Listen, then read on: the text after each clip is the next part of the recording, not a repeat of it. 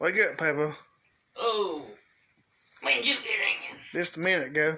That's it. Sitting there holding my teddy bear.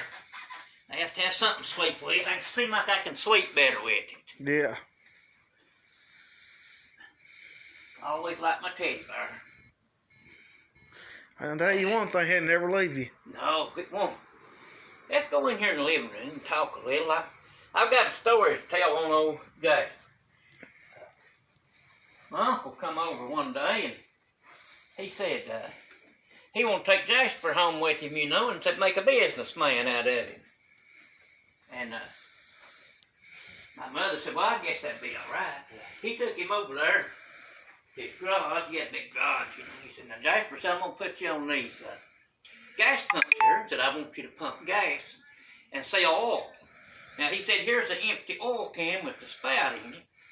And he said, when these women come in, you fill their tank up with gas. Said, you check their oil, and said, you tell them they need a quart of oil, and said, you pretend to put a quart in out of this empty can. He said, that's 100% profit.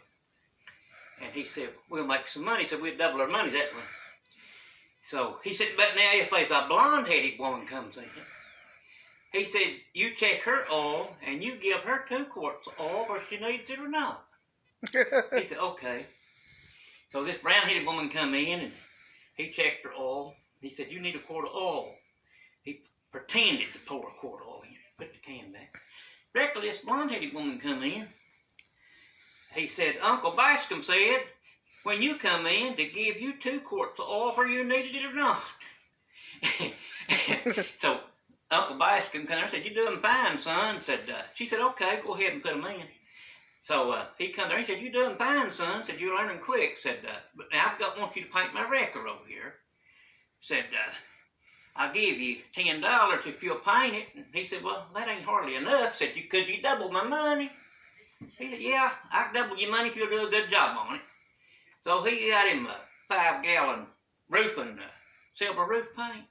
He paint on the roof and a brush and said, now paint my wrecker. It's about a 30 model white. So he painted that wrecker, and it's about Friday evening, and he said, I want to go home. Said, can you give me my money? And he said, yeah. He come out there, and he folded up a $10 bill, and he said, here's 2 tens, and gave him some more money where he'd been selling oil.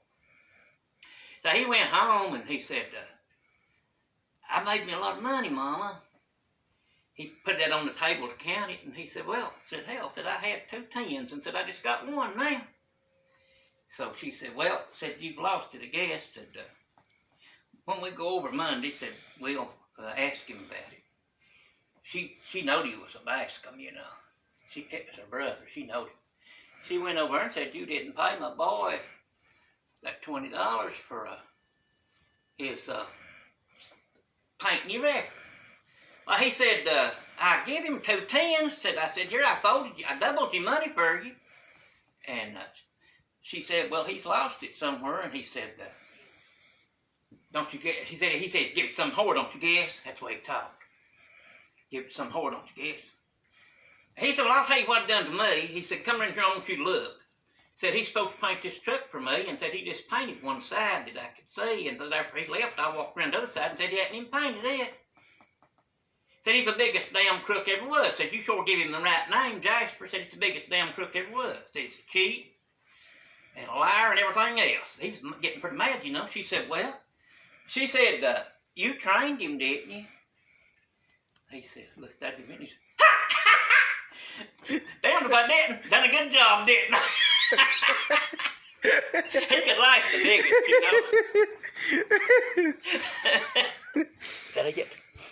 Keep going. I forgot the other one. Oh, he called me this morning, Jasper did, and he said, ho, ho, ho. He said, what kind of coffee you drinking this morning? I said, Folgers. He said, ho, ho. I said, what kind you drinking? He said, I'm drinking that good expensive coffee. He said, don't you worry about it. He said, you can't afford it. He got plenty of money, you know. I said, what kind is it? He said, it's that Cervix Cat coffee. Cervix Cat coffee. I said, what's it made out of? He said, it's made out of coffee beans, you idiot. I said, coffee beans. I said, why did they call it cat? And he said, now I don't know about that.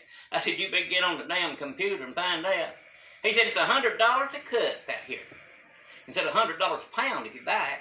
He said, it's $100 cut for just one little cut, you know.